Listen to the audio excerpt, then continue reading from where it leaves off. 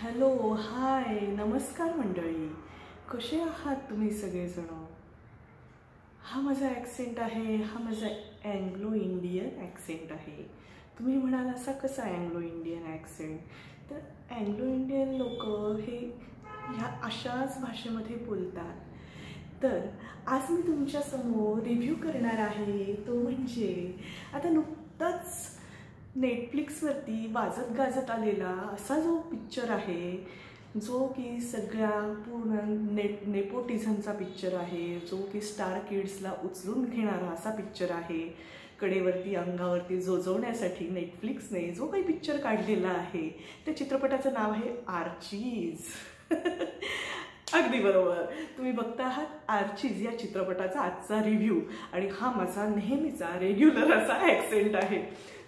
असं कोणी सांगितलं की अँग्लो इंडियन लोक हे नेहमी अशाच पद्धतीने बोलत असतात, ते कोणत्याही भाषेमध्ये बोलले तरी ते असेच बोलतात असं कोणी सांगितलं? कारण टॉम ऑल्टर किंवा हेलन हे किती छान मस्तपैकी व्यवस्थित हिंदी बोलतात. नॉर्मल कोणीही व्यक्ती जसा हिंदी बोलतो तसंच टॉम ऑल्टर आणि हेलन ह्यांचे हिंदी आहे. हे दोघंही जण अँग्लो इंडियन आहे. ह्यांच्यामध्ये जर बोलण्यामध्ये यांच्या काहीच फरक पडलेला नाही, तर मग चित्रपट जे बनवतात ते निर्माते, लेखक, दिग्दर्शक ह्यांचंच असं का, किंवा संवाद लेखक ह्यांचंच का असं मत असतं की चित्रपट हा अँग्लो इंडियन किंवा इंग्लिश लोकांचा असेल तर तो असाच बनला पाहिजे, असं नसतं, नाही का? चला तर मग आज या आर्चीज या चित्रपटाविषयी आपण बोलतो आहोत. नेटफ्लिक्सवरती हा अतिशय वाजत गाजत धूमधडाक्यात असा ज्याचा प्रीमियर पार पडला. सबंध अशी ही जी बॉलिवूडची पूर्ण सगळी जी मोठी अशी गँग आहे, इलाइट क्रीमी अशी जी गँग आहे, ती ह्या नेटफ्लिक्सच्या प्रीमियरसाठी, आर्चीजच्या प्रीमियरसाठी उपस्थित होती. कारण ह्याच्यामध्ये 3 महत्त्वाचे पात्र जे आहेत ते 3 महत्त्वाचे स्टार किड्स प्ले करत होते. त्यातलं एक पात्र आहे व्हेरोनिका, जी की आहे सुहाना खान. दुसरं पात्र आहे ते म्हणजे स्वतः आर्ची अँड्र्यूज. ते पात्र आहे अगस्त्यानंदा, श्वेतानंदा म्हणजे अमिताभ बच्चन यांची मुलगी श्वेतानंदा, तिचा हा मुलगा आहे. तिसरं पात्र आहे ते म्हणजे खुशी कपूर, आणि हे हिने केलेलं आहे बेट्टी कूपर. हे पात्र खुशी कपूर हिने केलेलं आहे. तर श्रीदेवी आणि बोनी कपूर यांची ही मुलगी आहे. म्हणजे हे मोठे सगळे जे निर्माते आहेत ज्यांनी त्याच्यात पैसे गुंतवलेले आहेत. तर अशा पद्धतीने या मोठ्या मुलांच्या नेपोटिझम म्हणजे थोडक्यात हे जे स्टार्स आहेत, मोठे मोठे स्टार, त्यांच्या मुलांना लॉन्च करण्यासाठी लॉन्च पॅड म्हणून नेटफ्लिक्सचा वापर करण्यात आला आणि त्याच्यामध्ये हा पिक्चर रिलीज करण्यात आला. तर आर्चीजची गोष्ट थोडक्यात अशी. हा चित्रपट लिहिलेला आहे रीमा काटगे आणि झोया अख्तर यांनी. त्यामुळे हा जो सगळा काळ आहे हा साधारण 1960चा काळ जो दाखवण्यात आलेला आहे. सर जॉन रिव्हरडेल म्हणून एक इंग्रज सद्गृहस्थ, त्याला म्हणतात परफेक्टली इंग्लिश जंटलमन, असे जे होते, यांना अपॉइंट करण्यात आलेलं होतं मुंबईमध्ये. तर ह्यांना मुंबई खूपच आवडली. इथे त्यांचं प्रेम झालं इथल्या एका देसी गर्ल बरोबर. तिचं नाव होतं सितारा. तर तिच्याबरोबर प्रेम झाल्यावरती मग ते दोघं जण फिरत फिरत फिरत असे पूर्ण लांब पोहोचले. मग अशा वेळेला सर जे काही जॉन रिव्हरडेल होतं ह्यांना परत दुसऱ्यांदा प्रेम झालं, पण यावेळेस ती मुलगी नव्हती, तर यावेळेस तो प्रदेश होता. आणि त्या प्रदेशावर त्यांचं प्रेम झाल्यावरती तिथल्या राजाकडनं त्यांनी तो प्रदेश इंग्रज कधी सेव्हिंग्स करून आणि प्रदेश विकत घेत होते हे मला पहिल्यांदाच कळलं. तर इंग्रजांनी असा त्या रिव्हरडेल यांनी त्या राजाकडनं तो आपल्या सेव्हिंग्समधनं एक कुठला तरी भूभाग विकत घेतला आणि त्यामध्ये एक सिटी बसवली. त्या सिटीचं नाव आहे रिव्हरडेल. कारण साहजिकच आहे, जॉन रिव्हरडेल यांनी बसवली, त्यामुळे त्यांच्या गावाचं नाव पडलं रिव्हरडेल. तर ती रिव्हरडेल गावाची ही गोष्ट आहे. तर जेव्हा 1947 रोजी भारताला स्वातंत्र्य मिळालं, तेव्हा सगळे इंग्रज निघून गेले. त्यातले काही इंग्रज जे होते की ज्यांना असंच रिव्हरडेल यांच्यासारखंच भारतातल्या प्रदेशावरती प्रेम झालं किंवा इथल्या ललनांवरती प्रेम झालं किंवा इथल्या तिकडच्या ललनांना इथल्या पुरुषांवरती प्रेम झालं, तर अशा संमिश्र ह्याच्यातनं बीजातनं निर्माण आलेले ते अँग्लो इंडियन लोक, तर त्यांना असं वाटलं की हाच आमचा देश आहे, आम्ही का जायचं तिकडे परत लंडनला किंवा इंग्लंडला, आम्ही नाही जाणार बुवा, आम्ही इथेच राहणार, असं म्हणून त्यांनी ह्या रिव्हरडेल भागामध्ये आपला तळ ठोकला. तर ही आहे ह्या रिव्हरडेल गावाची गोष्ट. तर हे जे रिव्हरडेल गाव आहे ना, हे मस्तपैकी छानपैकी कुठल्याही अमेरिकन किंवा ब्रिटिश युरोपियन अशा ज्या देश आहेत ह्यांचे जे घरं असतात, ह्यांचा जो सगळा लुक असतो, कारण हे अँग्लो इंडियन आहेत, तर त्यामुळे इथे काही शेतीबीती होत नसते, इथे काही डॉक्टर दवाखाने नसतात, इथे काही गजबजाट नसतो, इथे कसं गुडी गुडी मस्तपैकी छान पिंक पेस्टल शेड्स असणारे घरं असतात, इथे पेस्टल शेड्स असणारे कपडे घालणारे लोक असतात, असं सगळं छान गुडी मस्त असं असतं बरं का. तर अशा ठिकाणी या रिव्हरडेल गावामध्ये असा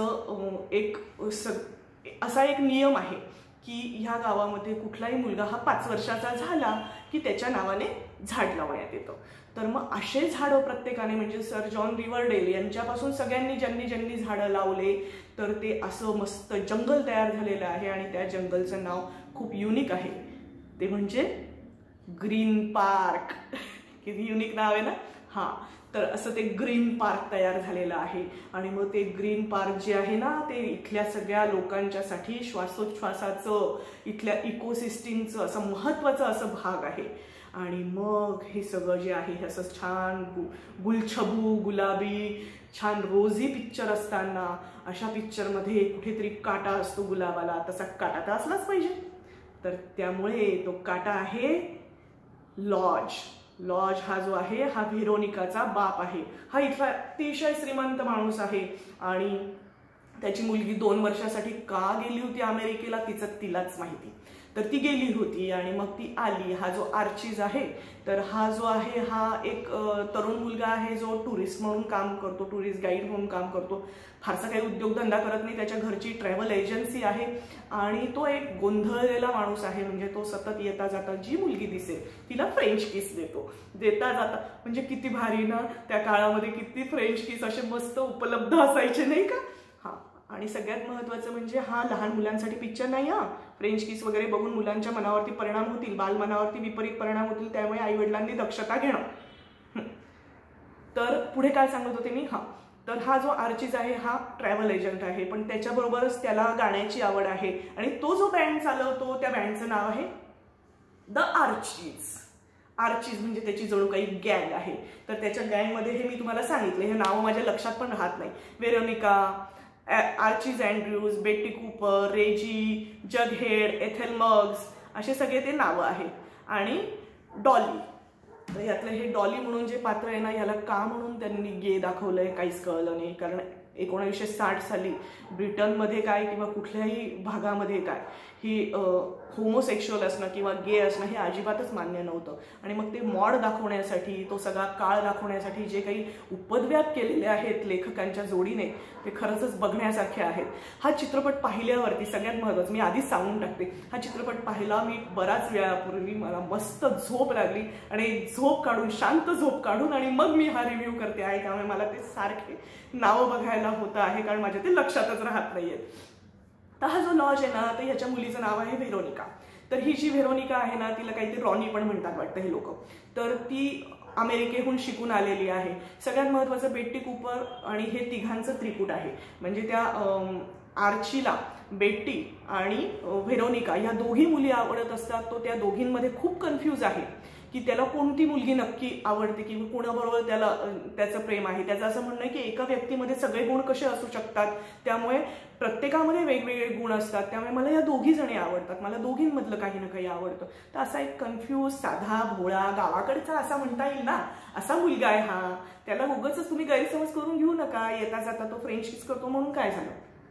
तो त्याचा हक्क आहे, चित्रपटाचा हिरो आहे तो. आणि सगळ्यात महत्त्वाचं म्हणजे अमिताभ बच्चन यांचा तो नातू आहे, विसरू नका कधीही. तो स्क्रीनवरती कोणालाही विसरू देत नाही. आणि बाकीची सुहाना खान म्हटली तर ती सुद्धा कोणालाही विसरू देत नाही की ती शाहरुखची मुलगी आहे, कारण तिची ऍक्सेंट ही ती प्रत्यक्षामध्ये कुठल्याही प्रेस कॉन्फरन्समध्ये बोलते तेव्हा हो मी त्यांची मुलगी आहे आणि मला त्यांच्याबरोबर बोलायला, ते जे सोशल मीडियावरती माझ्याबद्दल बोलतात ते खूप छान वाटतं, असंच ती बोलते. आणि हीच तिची बोलण्याची पद्धत आहे. चित्रपटामध्ये तिने वेगळं काहीही केलेलं नाहीये. पूर्वीच्या पिक्चरमध्ये बघा, तुम्हाला आठवतं का, हिरोच्या एंट्रीला हिरो असा मस्तपैकी कुठेतरी हिमालयासारखा असा पर्वत दाखवायचे आणि मग तिथे अशी ती स्केटिंगची कॉम्पिटिशन व्हायची आणि सगळे जण निघायचे आणि हिरो सगळ्यात शेवटी निघायचा आणि सगळ्यात पहिला नंबर यायचा. तर तसंच वेरोनिका जी आहे ना, ती घरी येते तेव्हा ती पहिल्यांदा काय करते, पायामध्ये स्केट्स घालते आणि घरभर गर त्या स्केट्सवरती चक्रा मारते आणि मग आपण असं अचंबित होऊन पाहतो, अरे शाहरुख हिला स्केटिंग कॉम्पिटिशनला का नाही पाठवलं रे असं आपल्याला वाटायला लागतं. तर जेव्हा ती तिच्या मैत्रिणीला बघते, ती बेट्टी तिच्या घरी येते, तेव्हा दोघी जणी ज्या काही किंचाळून उच्छाद मांडतात तो खरंच कोणीही ऐकू नये असाच आहे, त्यात काहीही ऍक्टिंग नाहीये. तर हे जे सगळे तिन्ही स्टार किड्स आहेत ना, तर ह्यांनी ऍक्टिंगच्या बाबतीत खरंच दिवेच लावलेले आहेत तिघांनीही. त्यांचे इंग्लिश ऍक्सेंटही नाही आहेत. सगळ्यात महत्वाचं ह्यातलं एक जे पात्र आहे म्हणजे हा जो आर्चीज आहे, तर आर्चीजचे वडील जे आहेत ना, त्यांना कुठून तो पोर्तुगाली ऍक्सेंट सापडला, गोवन टाईपचा, आनेका रेनेका खानेका पिनेका टाईपचा, आणि ते वापरतात. म्हणजे अँग्लो इंडियन कम्युनिटीमध्ये ह्या एका अजून ऍक्सेंटची भर पडली, कारण पोर्तुगालीज जे होते ते मुळात इंग्लिश नव्हते नाही का, म्हणजे माझा तरी असा समज आहे. आणि त्यांचा ऍक्सेंट हा यांच्यासारखा नसणार आहे नक्कीच. मग हे नक्की कन्फ्युजन आहे तरी काय हे फारच म्हणजे लेखक, दिग्दर्शक आणि सगळी जी टीम आहे ना ती सतत कन्फ्यूज आहे असा फील येतो. बाय द वे मी आज हा मुद्दामच हा रिव्ह्यू करायचा होता आणि माझं काहीतरी पेपे यंग असं काहीतरी दिसावं म्हणून हा टॉप घातलेला आहे, जो की मला सांभाळून असं बसावं लागतंय. तर हा सगळा जो चित्रपट आहे, तरी मी ह्या चित्रपटाची कथा तुम्हाला सांगत होती. तर ही सगळी अशी गँग आहे, प्रत्येकाचं काही ना काही, कोणी कुठल्या तरी छोट्याशा हॉटेलमध्ये काम करतं, कोणीतरी हेअर ड्रेसर म्हणून काम करतं.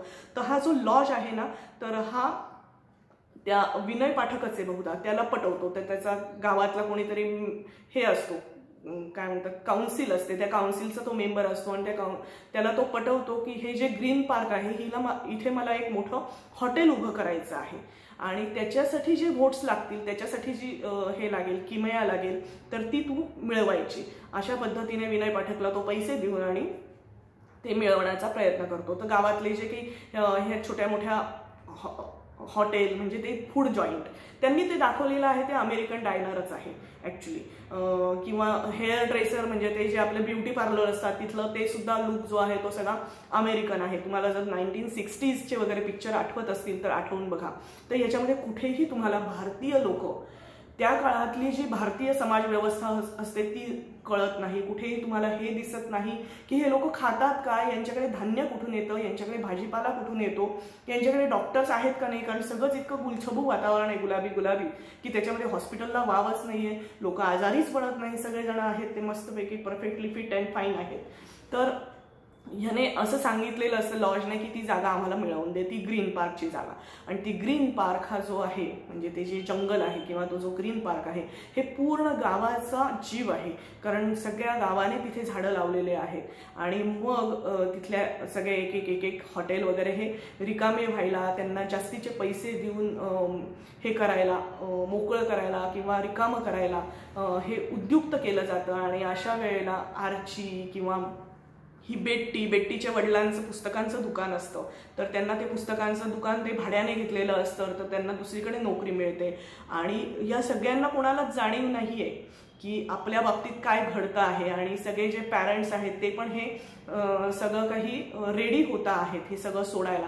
म्हणजे कोणालाच प्रश्न पडत नाही की एवढे मोठे समजदार लोक, या मुलांच्या पेक्षा मोठे असणारे, यांच्या मनात कोणाच्याच येत नाही की हा कोणाचा तरी डाव आहे, हे कोणीतरी मुद्दाम करतं आहे, हे कोणीतरी आपले धंदे बसवण्यासाठी, आपल्या नोकऱ्या बसवण्यासाठी मुद्दाम आपला रोजीरोटी काढून घेण्याचा प्रयत्न करतं, हे कोणाच्याच लक्षात येत नाही हा डाव आहे. हे किती विशेष आहे नाही का, कारण ज्यांनी हिवाळे पावसाळे पाहिलेले आहेत, उन्हाळे पाहिलेले आहेत.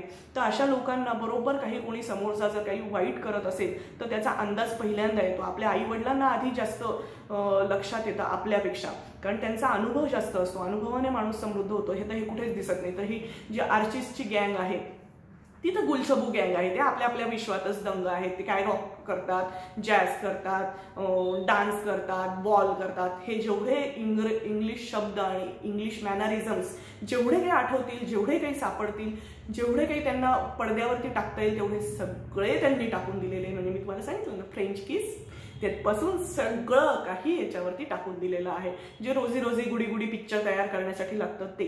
तर ह्या आर्चिस गँगच्या असं लक्षात येतं की हे ग्रीन पार्क जे आहे ह्याच्यावरती सगळा धोका आहे. ग्रीन पार्क धोक्यामध्ये आहे. आणि मग ते PIL हे करतात. त्यांच्यातला तो जो मित्र आहे त्याचं नाव काय बरं, रेजी. तर त्याच्या वडील जर्नलिस्ट आहेत आणि तो रिपोर्ट तयार करतो. आणि तो रिपोर्ट तयार करून आणि हे असल्यामुळे, वार्ताहर असल्याने तो त्या पेपरमध्ये छापण्यासाठी देतो. पण ह्या लॉजचे जे काही लोक असतात ते येऊन आणि तो काढून घेतात रिपोर्ट. आणि मग तिथून ठिणगी पेटते आणि सगळे जे हे सगळे आर्चीज असतात ते PIL दाखल करतात. PIL म्हणजे पब्लिक इंटरेस्ट लिटिगेशन. ते कुठे दाखल करतात, काय करतात याच्याशी कसलाही काही संबंध नाही. लॉजिकची गोष्टच करू नका, कारण चित्रपट बनवण्यात का आलेला आहे, एक शुगर कॅन्डी किंवा आईस्क्रीम, स्ट्रॉबेरी आईस्क्रीम किंवा स्ट्रॉबेरी दुनिया जी असते, किंवा मस्तपैकी असं मिल्कशेक वगैरे असं असणारं सगळं जे वातावरण, असे खाणारे लोक, यांच्यासाठी हा चित्रपट बनवण्यात आलेला आहे. त्यामुळे तिथे लॉजिकचा काहीच प्रश्न येत नाही. हा चित्रपट कुठेतरी अवतारची आठवण देऊन येतो, कारण अवतारची जी थीम आहे, पण ते ज्या पद्धतीने पेटतात, ते ज्या पद्धतीने कामाला लागतात, तसं कोणीही कामाला लागत नाही. सगळे नुसते फक्त गुडी गुडी. आणि मग ती सुहाना जाऊन आणि वडिलांना 4 शब्द बोलते, ग्रीन पार्क मेरी भी जान है वगैरे वगैरे. आणि वडील जाऊन काही फारच हे करतात. वडील म्हणतात माझे मित्र आहेत तिथे आणि माझ्या मित्रांच्या बरोबर माझा खूप जीव आहे, माझ्या मित्रांबरोबर, असं ती म्हणते. मग वडील म्हणतात मित्र बदल. वाह, so elite, so classy, so elegant, so beautiful. असं सगळं आहे. तर हा सगळा गुलछबू पिक्चर आहे. तुम्हाला जर एखाद दिवशी झोप येत नाहीये आणि अशा वेळेला तुम्हाला छान गुडी गुडी काहीतरी बघायचंय, खूप असं मस्त काहीतरी ग्लॉसी असं हवं आहे, ये दुनिया बहुत रंगीन है, ये सब कैसा रोजी पिक्चर है, असं जर तुम्हाला बघायचं असेल तर तुम्ही नक्कीच आर्चीज बघू शकतात. तर असा सगळा चित्रपट आहे. चित्रपटाला स्टार देणारे मी कोण, कारण सगळे स्टार तिथे आहेतच ऑलरेडी, स्टार किड्स आहेत. सो मी काही स्टार देत नाही या चित्रपटाला. असं स्टार बीर देऊन मी काही त्यांचा अवमान करत नाही. तर तुम्हाला हा रिव्ह्यू कसा वाटला ते कॉमेंट करून मला नक्की सांगा. माझ्या या यूट्यूब चॅनलला लाईक करा, शेअर करा, सबस्क्राईब करा, कारण तुम्ही सबस्क्राईब केलं तरच काहीतरी मिळेल हो. कारण मला सबस्क्रायबर कमी पडत आहेत. आपलं काही नेपो किड्स सारखं नाही आहे की आपलं मस्तपैकी चाललेलं आहे, असं काही नाही आहे. त्यामुळे please do subscribe and please do share. तुम्हाला हा व्हिडिओ कसा वाटला ते कॉमेंट करून मला नक्की सांगा. माझ्या यूट्यूब चॅनलला लाईक करा, शेअर करा, सबस्क्राईब करा आणि हो, बेल आयकॉनवरती क्लिक करा, जेणेकरून तुम्हाला अशाच नवनवीन व्हिडिओजचे नोटिफिकेशन येत राहतील. Thank you so much. Have a good day. Meenal Advait.